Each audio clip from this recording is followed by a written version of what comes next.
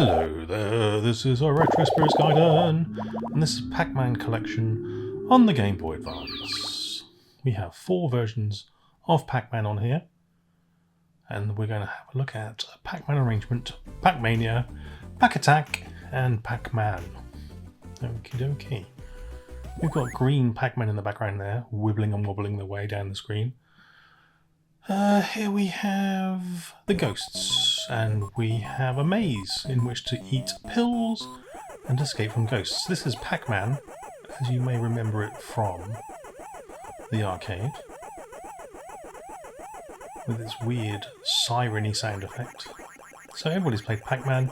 You collect the pills, you can eat the ghosts, you can eat the fruit for bonuses, and you cannot eat a ghost when the ghost is not blue.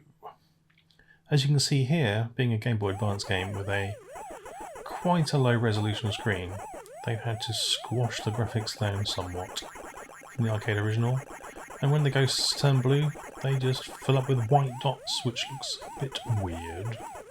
But that's the resolution. I think it's probably just been arbitrarily scaled.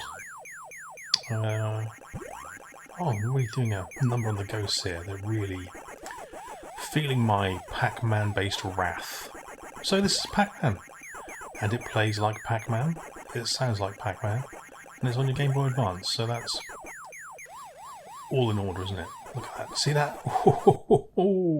I escaped from that ghost. I wasn't having any of his shenanigans.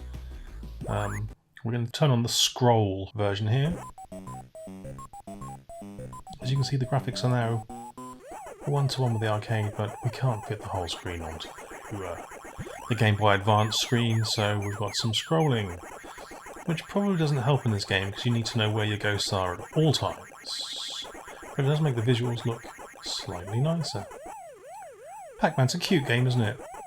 I quite like the graphics in Pac-Man. They're very simplistic, but they are very cute. The sound effects are, I would say, iconic, but I wouldn't ever call them desirable. I mean, they're fine, I guess, but it's all sirens and squelch noises and the death noise. Right, so that's game 1. That's Pac-Man. If you like Pac-Man, that seems to be an okay version of it. I didn't notice any problems playing it, apart from my lack of skill, which is always a problem. And that white box that appeared in the corner. Don't know if you noticed that. Here we have a take on Tetris, featuring ghosts and Pac-Man. It says exciting in the background. That's exactly what this game isn't from the time I've spent with it. It's a kind of more annoying version of Tetris where you get your blocker ghosts and then you get Pac-Man to eat the ghosts that are blocking your tile dumps. And you have to get lines in the same way as Tetris. It's fine. It just goes on for ages. It's not particularly exciting. It's not as good as Tetris. It's not as pure. But we do have all the same things that you'd notice from Pac-Man. That's ghosts, Pac-Man, and Tetris. Yeah, so you wouldn't necessarily think of Tetris and Pac-Man combining to make a good game, and indeed they've proven here it isn't that exciting. I mean, it's fine. I'm being sort of slightly harsh. It's fine. It's just not as good as Tetris and say Super Puzzle Fighter or Mean Bee Machine Puyo Puyo. It's not as good as any of those, but it's fine. I don't know if this came out in the arcade. I've got no idea where this game originated from, but it's on this collection. Let's play Pac-Mania. So Pac-Mania is a conversion of the arcade game with the same name. Again, because of the Game Boy Advance screen, we're having a slightly more squashed experience. We've got the cutscenes there, lovely. We've got nice graphics this time. In terms of replicating the look of the arcade machine, this does a pretty good job. Less screen on the screen, obviously. The power pedal there. Just forget that dot.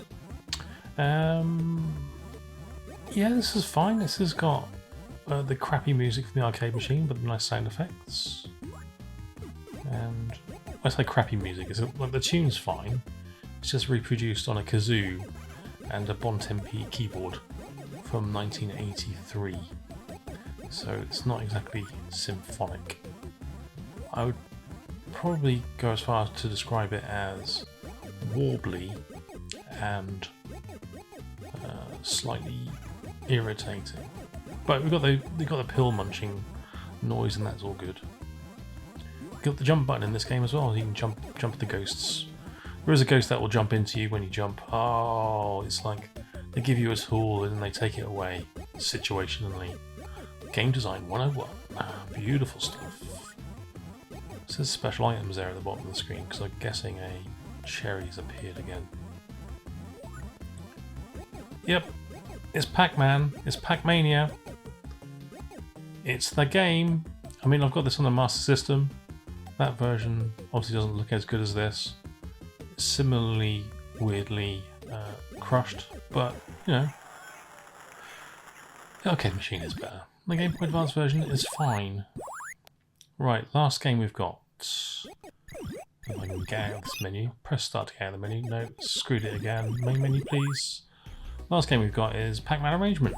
So this is the original Pac-Man with redrawn graphics and some new rules. The rules change per round, and you've got kind of power-ups in the mazes.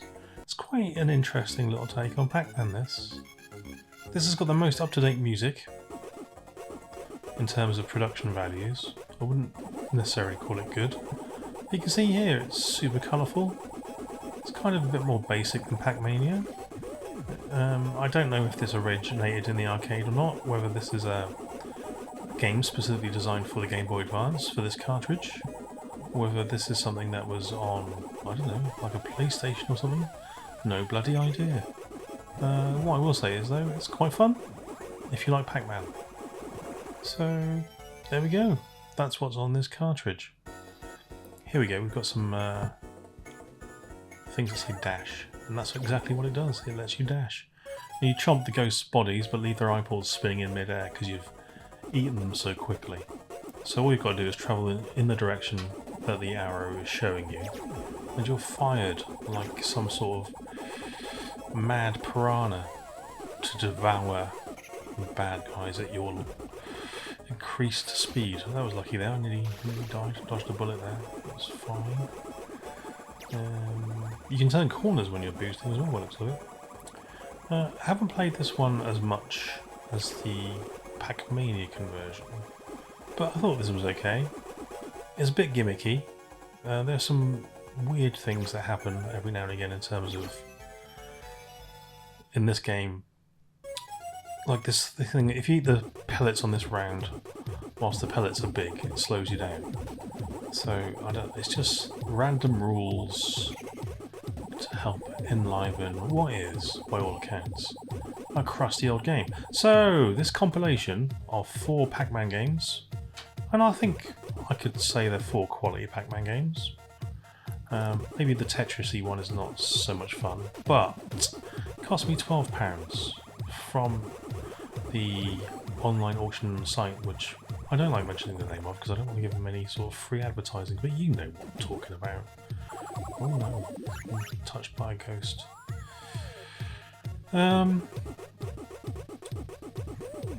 Yeah, 12 quid. It's not a bad deal. I've seen it on there recently. Like, I didn't buy this that long ago, but it's sort of anywhere between sort of 12 and 16 quid for a minty kind of copy, and that's groovy. If you like Pac-Man, I think this is probably, and you've got a Game Boy Advance or a way of playing Game Boy Advance games, such as a DS, it's probably worth picking up.